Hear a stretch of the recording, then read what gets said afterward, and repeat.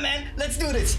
Let's get us some fat loot! Oh yeah, man, let me just get my mace, cause Hammer of Wrath is sitting for a big down. What do you need a mace for, man? You DPS and this shit? Alright, you got it. Let's go! Oh, wait. I still need my shield. Shield Righteous is sitting heavy in AoE. Wait. I thought you were... You're tanking now? What are you talking about, man? I'm healing. But I will take my plate armor. Plate? Man, I don't know what the fuck is going on anymore.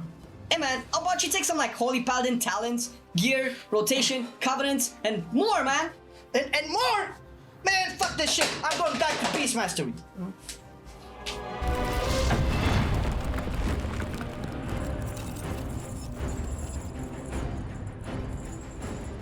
Instead of playing BM, why don't you do something better with your time and get a sexy UI?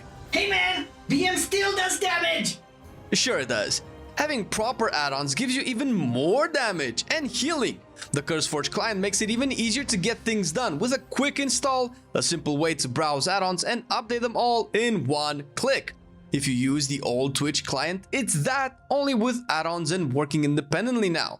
A lot of awesome and frequent updates by the client devs, updates with quality of life improvements, bug fixes, new add-ons added to the library and so on makes this pretty cool. We want to thank the CurseForge client for sponsoring our video, making it easy for add-on creators to share their work and earn a little sum on the side. And if you want a clean, sexy UI like ours, use the link in the description and get all the add-ons we have in one swift click. Before we start, a quick heads up. Again, there are a bunch of builds for Holy Paladin, really interesting actually. We will focus here on the quote main build for Holy that performs the best in all scenarios and eventually mention the others as an alternative, but not what we recommend you go for. Starting with the first row, you take Crusader's Might. This will make Crusader Strike reduce the cooldown of Holy Shock by 1.5 seconds.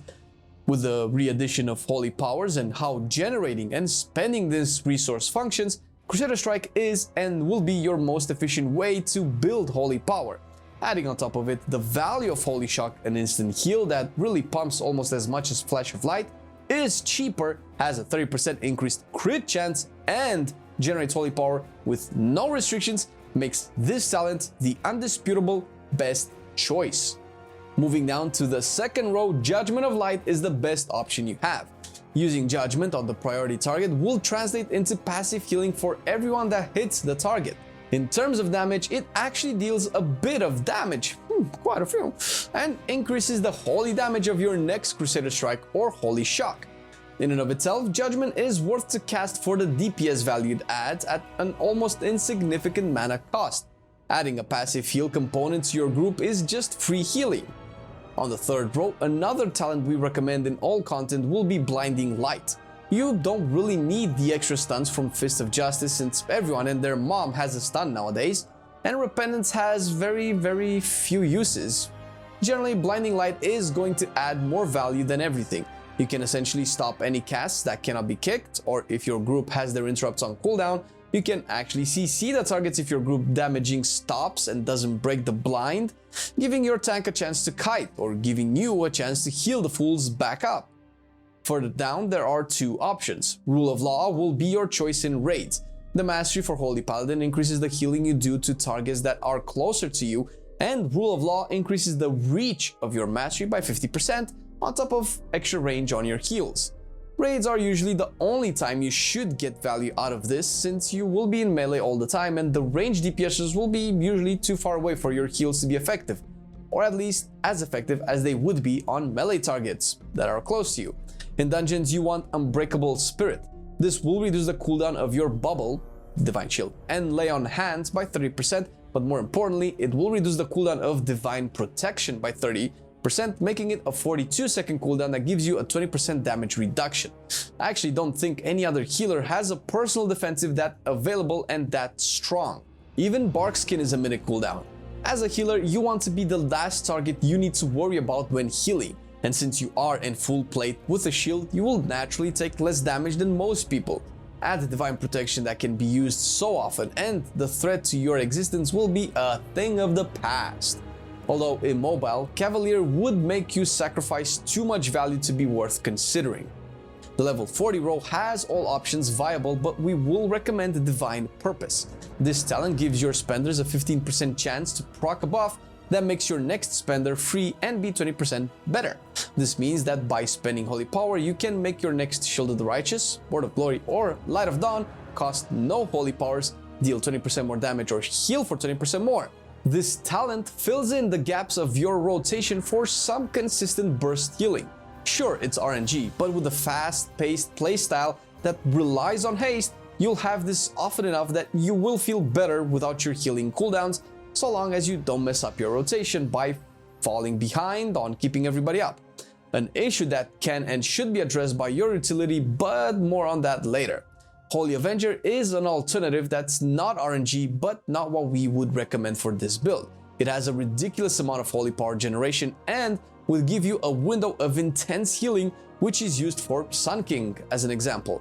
But outside of it, you will be even weaker, turning you into an even more cooldown reliant healer with weak throughput outside. Also, wings are so good on their own that you don't really need to stack cooldowns, and with the next talent row, you will, or at least should, hardly ever need Holy Avenger if you're playing right, for healing anyway. Moving down to the 45 talent row, you will take Awakening, further fueling your throughput outside cooldowns. Why is this so important? Well, outside your healing cooldowns, in a vacuum, your healing throughput is at best okay, if you are not fighting a dangerous boss mechanic or dungeon pack that is meant to really kill your group anyway. But that's when you want your very strong healing cooldowns, maybe the strongest in the game.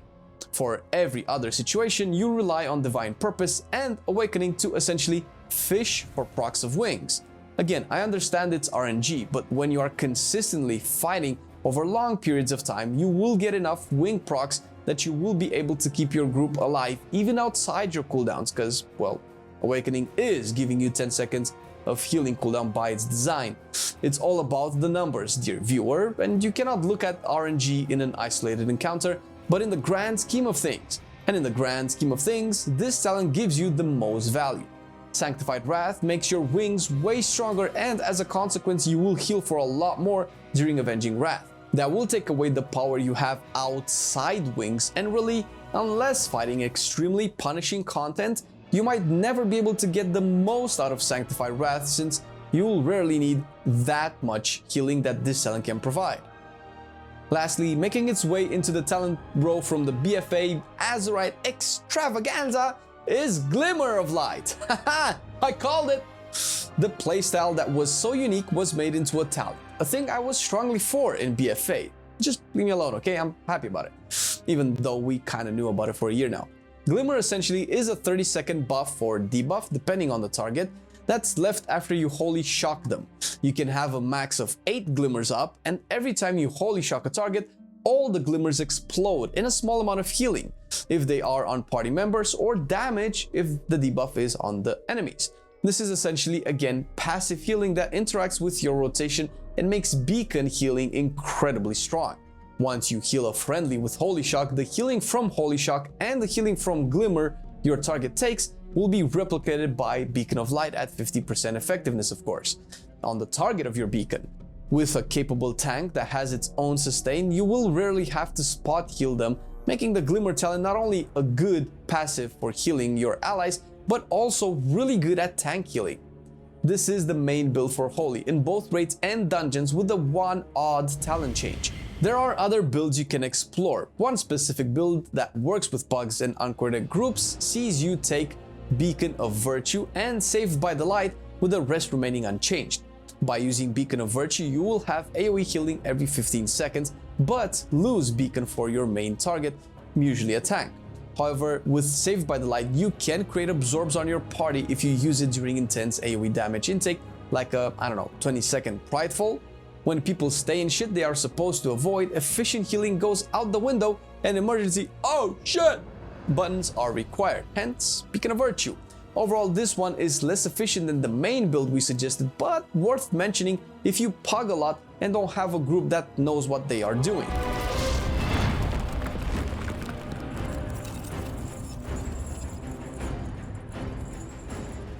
Similar to other specs at the beginning of an expansion, intellect is your best stat, and as a byproduct, eye level will be your main criteria when choosing an item to equip. The sheer amount of raw stats that you get from picking a higher eye level piece will make it worth more than your best secondary stats on a lower piece. Speaking of which, haste will be your main driver when choosing between items of equal eye level. Haste speeds up the cooldown of your main rotational abilities, giving you faster holy shocks and faster words of glory as a result. After this, you want to go for versatility. Generally, versatility will be the best choice for all content. It increases the throughput you have, increases the damage reduction you passively have, and boosts your DPS output. I know some people are not thrilled that they feel they need to DPS as a healer.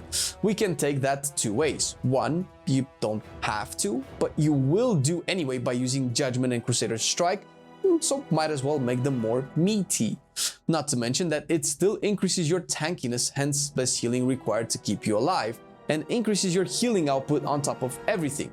And two, this is the playstyle, this is the class design, this is how the content is designed if you want to perform and push tougher and tougher content. Your DPS value as a healer helps your group so much that it's really a big waste not to take it into consideration.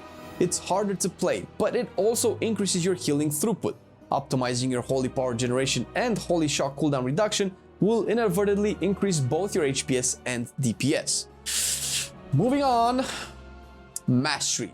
Side by side, it will give you more healing output than versatility, but zero DPS and tankiness gains, which is why we like to recommend it less. And realistically, it can only be valued properly in raids where everyone's positioning is predetermined, since in Mythic Plus your group can be all over the place or stacked in melee. And Mythic Plus in and of itself has more threatening damage that you need to solve, making Mastery hardly a competitor with versatility, just because of the no tankiness gains. Critical Strike will be better than Mastery in dungeons, but not as much in raids. You still want to crit because crits are bigger heals or damage from your abilities. It's not as good as haste and versatility either, but good enough where wearing crit shouldn't make you feel bad about your gear. And lastly, as a healer, two stats that work a bit differently. Leech and Avoidance can be worth more than 15 to 20 item levels. We can go really nitty-gritty into the value of each stat, but we would be talking here quite a bit about it. Just know that as long as the eye level difference is nothing more than 15, 20, you can pick the lower one if it has Leech or Avoidance. Why, you ask? Well, Avoidance is passive damage reduction from AoE attacks, something Shadowlands has plenty of, and damage reduction is superior to healing throughput. While Leech is a stat that heals only you whenever you deal damage or heal. If you have 2% Leech, then 2% of the healing you do and 2% of the damage you do will be transferred into healing on yourself. The less you need to heal yourself, the more you can focus on your group. It's just maths. When enchanting your weapon, you really want Celestial Guidance. This one procs with an intellect buff and it procs quite often. For the chest, Eternal Stats is a good all-rounder, although if you are really struggling with mana management, Eternal Bounds is a good alternative. Get a heavy Desolate Armor kit as well. The extra stamina will help when pushing tough content. Eternal Intellect will go on your bracers, while on your cloak you want Fortified Leech, because we mentioned Leech just before. For your sockets, get Quick Jewel Cluster Gems and Tenet of Haste enchants for your rings to cover up your haste needs. For general use, pick up the Spectral Intellect Potion to boost your healing, but you can always opt for the Phantom Fire Potion for the single target DPS gain that will come in handy on boss or pride fights. The flask will be the Spectral Flask of Power as per usual, but for the oil you want either Embalmer's Oil for self-healing if you feel you are taking too much damage, or the Shadow Core Oil to go with the Phantom Fire Potion when you want to really deal more damage. Of course, it's always useful to have a Spiritual Mana and Healing Potion on yourself, as well as a Potion of Spiritual Clarity to help you deal with mana issues, so long as you can maintain the channel. For the face stuffing purposes, Feasts will always be your best choice. They are more expensive and harder to come by, so replacing them with the Tenebros Crown Roast aspect is your next best choice.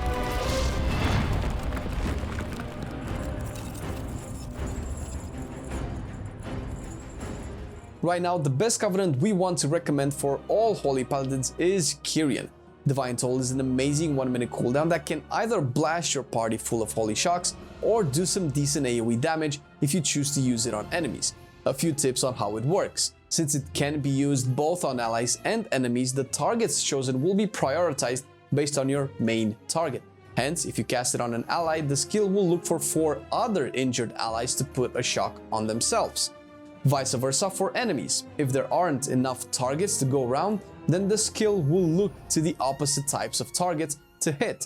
If you have pre-existing glimmers out, every individual shock will trigger all the glimmers.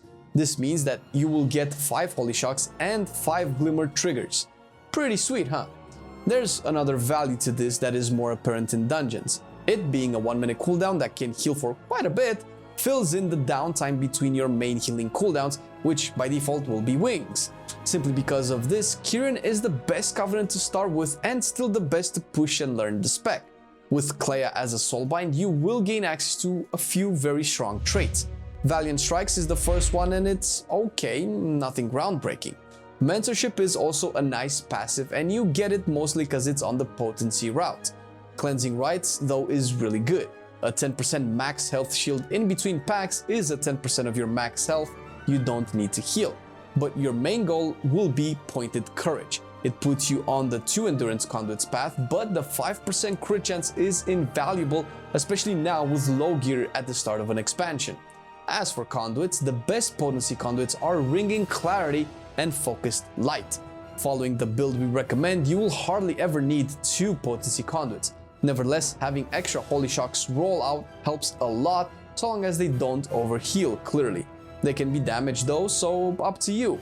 Focus Light is a bit more reliable. Getting more crit chance for holy shock is very strong, particularly because you don't really aim for crit at all, making the stat all the more valuable. As for Endurance, Shielding Wards will be your best overall choice in both raids and dungeons. It's not amazing as far as Endurance Conduits go, but Absorb Shields are arguably the best form of throughput since they cannot overheal unless they are just not consumed. And seeing as how your DPSers can be like race cars with no brakes, they will surely give value to this one. Golden Path is another good option if you're good at maintaining the uptime of your consecration, which you should be doing. And now with this conduit you have an extra reason to do so. For finesse, Light's Barding and Echoing Blessings are your best options. Light's Barding gives you a longer pony to traverse bigger distances, while Echoing Blessings can actually give some utility and tankiness to the targets of your blessings. One last note, you will see or might have already seen Holy Paladins going Venthyr. Although Ashen Hollow heals for quite a bit, its HPS value is nowhere near Divine Tolls. It does not help with your healing playstyle of relying heavily on cooldowns by giving you an even longer 4-minute cooldown. It does offer damage. A lot of damage, like, dude, so much damage. But through the sheer fact that you don't increase your healing throughput properly with Venthyr, Holy Paladin becomes more difficult to play. You want an organized group that knows what they are doing so you don't have to heal too many mistakes and instead focus on damage.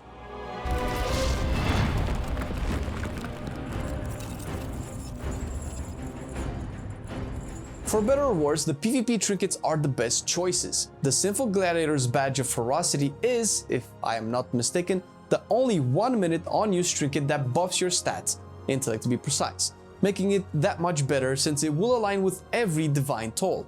If you will be getting this, you might as well pick up Sinful Gladiator's Insignia of Alacrity. This one is a passive haste buff with an intellect proc chance.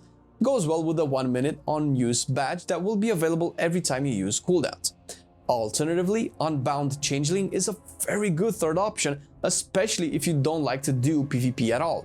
Paired up with Tuft of Smoldering Plumage or Kabbalist Hymnal, and you will essentially have some of the best trinkets in the game. There are other options, of course, that you can aim for, and as long as they provide intellect or haste, you cannot really go wrong with any. The best legendary to go for, regardless of the content you do, is Shock Barrier. This is by far the most throughput you will get out of any other option. It works in tandem with your Holy Shock spreading, and it provides up to 5 barriers that absorb damage on the targets equal to 20% of their Holy Shock's value that hit them every 6 seconds for 18 seconds, essentially refreshing the absorb every 6 seconds. Relentless Inquisitor is a good general usage legendary that works for all 3 specs if you are interested in making one legendary for all builds and all scenarios and all specs. It's still pretty good. Or you can opt for pure damage output once your barriers are no longer needed and go with the Mad Paragon. This of course has indirect HPS buff by making your wings last longer, but you won't be taking it for that clearly. In terms of healing, it's way behind Shock Barrier anyway, but sometimes you are overgearing content and you simply don't have to heal as much, so Mad Paragon is a good option to increase your damage instead.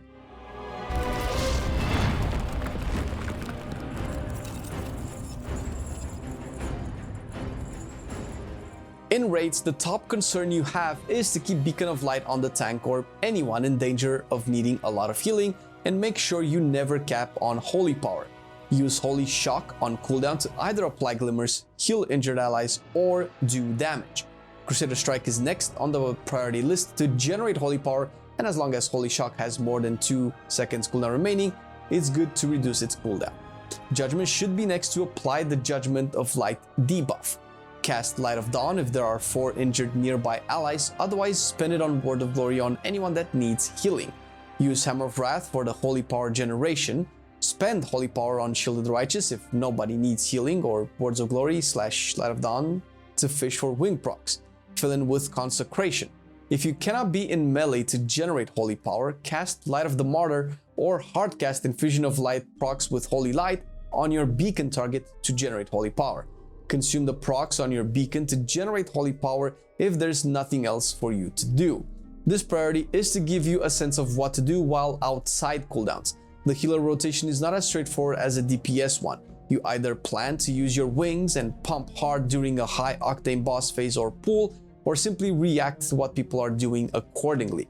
Hammer of Wrath is one of the hardest hitting abilities you have, if not the hardest hitting. When you don't need to heal, its priority in the rotation is very high, but can drop if it would take the spot of a Crusader Strike, since it doesn't reduce the cooldown of Holy Shock when you need healing. In dungeons, Consecration jumps to the top of your priority list, followed very closely by Holy Shock on cooldown for Glimmer healing or DPSing. Use Crusader Strike to reset cooldown of Shock and build Holy Power. Spend the Holy Power on Words of Glory to heal your group or fish for wings, and of course, never cap on Holy Power. Cast Judgment on cooldown for the Judgment of Light debuff, but damage as well. Cast Hammer of Wrath on cooldown for the Holy Power and damage. Use Light of the Martyr if you need to instant heal and your Holy Shock is on cooldown and no Holy Power is available for Words of Glory. Fill in with Holy Lights buffed by Infusion to generate resource. Recast Consecration to keep high uptime on it, especially with the Golden Path Conduit as a filler. When choosing to use Shield of the Righteous as a DPS option, it becomes a battle between the damage it can do versus the potential wings you can proc by using a Word of Glory. Wings also give you damage, also healing. When fighting a large pack of mobs and nobody needs healing, Shield of the Righteous could be a better choice. It can also work if you are already within wings and people don't need healing. The choice is individual and situational, so you will have to practice and feel comfortable with your kit to be able to make the right choice. Holy Paladin relies heavily on its cooldowns to deal with tough situations. The most prominent and strongest is Avenging Wrath. It boosts your healing, damage, and crit by 30% for a whopping 20 seconds. It has 2 minutes cooldown, however, so depending on your group, you normally want to use this defensively either when a boss starts a raid-wide damage phase or in heavy AoE in dungeons. This is something you communicate with your healers, or simply use it as it's available, since withholding it can really only be justified if your group would die because you didn't save wings for the right time. In dungeons, it will help with large and dangerous packs like the first pack, the other side, and similar encounters. During wings, hardly anyone should die unless they stand in shit they shouldn't stand in. Not to mention that Avenging Wrath can be used offensively as well, although this part should be something to look towards once you are comfortable with the spec and encounter, and not use wings for damage and needed later for healing when it's on cooldown. Outside of wings, you have a large toolkit of cooldowns to use. Aura Mastery is maybe one of the strongest types of cooldowns in the game, assuming you will keep up Devotion Aura at all times. This extends a 15% damage reduction to targets within 40 yards of you for 8 seconds. If you time this with mechanics like, high stacks on Prideful or Huntsman Altimore last phase, when the dogs need to be moved and everyone takes a buttload of damage, it will end up preventing 15% of the damage from each damage tick. That's damage that doesn't need mana to be healed or globals or any other kind of intervention. Again, damage reduction is the best form of healing, if you want to really think about it that way. And of course you have Blessing of Sacrifice, which you can pop on a tank and then use Divine Shield on yourself or Divine Protection, so you won't take the transfer damage, while your target still has the 30% damage reduction. Blessing of Protection is incredibly useful against physical damage mechanics, bleeds, stuns, of which there are plenty in Shadowlands. Also freedom against so many freaking roots in mythic dungeons. Unbelievable. All of these utility spells can and should be used during Avenging Wrath downtime. That way you maximize the survivability of your group over long periods of time. Couple all of these with a 1-minute AoE heal in Divine Toll and your toolkit is complete. We covered the essentials of Holy Paladin, so you can pick up the spec quick and save some fools. But the spec has a lot more going for it that you can explore. Different builds, different playstyles, and more intricate ways of using your toolkit in the Shadowlands content. For that, we strongly recommend you check out the Hammer of Wrath Discord, where the Holy section is filled with advanced guides from much better Holy Paladins than us, written on both Wowhead and Icy Veins.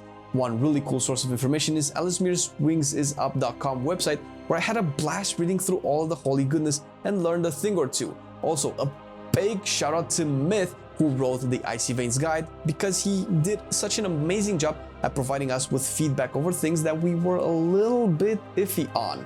Check out Myth's guide on Icy Veins by clicking the link down below in the description. And of course, a big thank you to our patrons for supporting the content that we do and everything up on our channel. We really appreciate all the support that you guys are giving us. We really cannot be more clear about it. Thank you. If you, dear viewer, also want to support us a little bit more, you can check the link down below in the description. It's not required, but we really appreciate it. Thank you for watching the video. See you next time. I've been loving it then, I still love it now. Still, I play WoW. Still, I play WoW. Getting better every day, let me show you how. Cause still, I play WoW. Still, I play WoW. It's getting harder to stay, but at the end of the day, it's a guilty pleasure, so just log in and play. Whether it's classic or retail, I'ma do a /bow. Still, I play WoW.